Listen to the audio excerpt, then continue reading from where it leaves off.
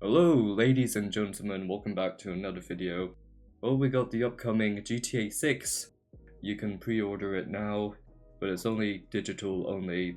We're not getting a physical release, which I don't understand. I don't see the point why we have to pre-order it. It's not like it's gonna run out, it's not gonna be out of stock if it's digital, but hey, whatever.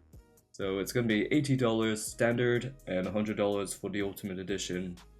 I thought it's gonna cost like $150 for the standard alone, and yeah, the paywall is a bit bullshit, but hey, I expected it to cost a lot more than I thought. And honestly, I understand because we've been waiting since 2013 for the next game. The budget cost billions to make, so they're actually being reasonable here. I know that's blasphemy for me to say, but it could have been worse. But no, everyone is crying about the price, like they were expecting it to be $40. Look, I don't like spending a lot of money on games, new releases as well, but this is GTA 6 we're talking about. It is the most anticipated game of all time. Seriously, it is. I blame Rockstar for it. They're basically shooting themselves in the foot for taking this long to make it. I feel like they're being lazy here and there, but hey, it's coming out. Everybody and their parents are waiting for this game to come out, and yeah, people online, they're whining about it. I don't understand why they're like living under a rock here. It's like they haven't seen all the memes saying, "Oh, this came out before GTA 6." Like, you know, we've been waiting for this for a long time. And of course, that announcement trailer alone on YouTube, I think that's like the most liked video on YouTube ever. Yeah, people are waiting on this. But really, people don't understand why it cost $80. They think, oh, $80 from Mario Kart makes sense. Outer Worlds 2 is $80. There's a new console from Steam that's $1,000. But no, it's Gabe Newell. We love Gabe Newell. We'll let it slide. Let him chill out on a yacht. But yeah, anime profile pictures online saying, oh, I will never buy this game. Like, yeah, no shit. You are not the target audience. Go back to Genshin Impact or something. No one is forcing you to pre-order it. And those types of people will say, here's a list of games you can spend on with the $80 instead of GTA. And it's always a bunch of indie games no one heard of with shit art style and shit gameplay that only lasts 2 hours. We get it. You get no bitches. But don't ruin it for everyone that has been waiting. If you insult other people's taste in games, don't be surprised when they insult you back. And this is where the term comes from. People who only like games with guns and ball in it. Apparently, if you play those games with only guns or balls, then you're a sheep and not a real gamer. Apparently, your opinion is invalid if you dare to enjoy COD, Fortnite, or GTA, Siege, to name a few. The same nerds who base their personality around Undertale and Hollow Knight, and they only play single player games because they have no friends to play online with. They're normally on the spectrum and they claim they're real gamers. Can I just say this? Guns and ball gamers only have time to play it for a short amount of time.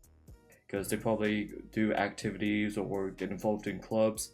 You know, they normally go outside with their friends, or big surprise, go out on a date.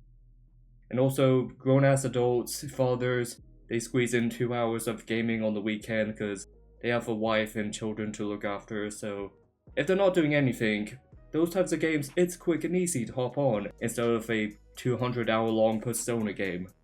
Now here's the thing, if you want to be called a gamer or hardcore gamer, you can't just stick to one genre and refuse to try other stuff. It's like if I said I love music, but I only listen to video game OSTs or K-pop, and everything else sucks.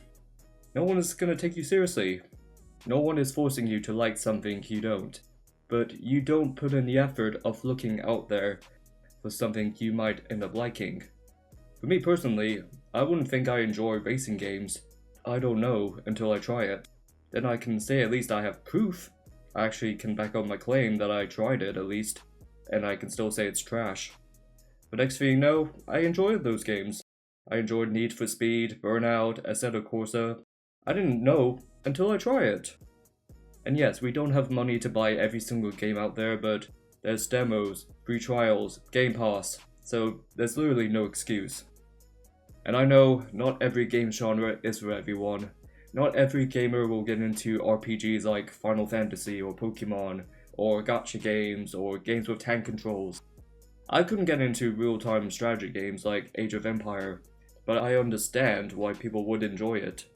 I try it, I can't get into it, but I'm not gonna shit on those who like it. But if you are making fun of guns and ball gamers, then you're not helping with your taste in gaming reaching out to other people. Since when has games with guns and balls become uncool? Halo is universally loved. Would you put that in the category? Metroid games and Doom games as well. Everyone loves those, especially weeaboos enjoy those. And ball games? Like you haven't enjoyed Wii Sports or Mario games where he's playing tennis or football, they don't count? It's probably because they get teased and picked on by high school kids who love COD and EA Sports. Sorry, but they can't name every Sonic game out there, or they don't know what Deltarune is. But hey, if you want to stay in your lane, stay there, but don't get mad when others are enjoying something else that's not in your lane. Am I thinking too much about this? Let me know in the comments. This is just a quick one. My name is 2 for Oscar, and I love a lot of games. Bye.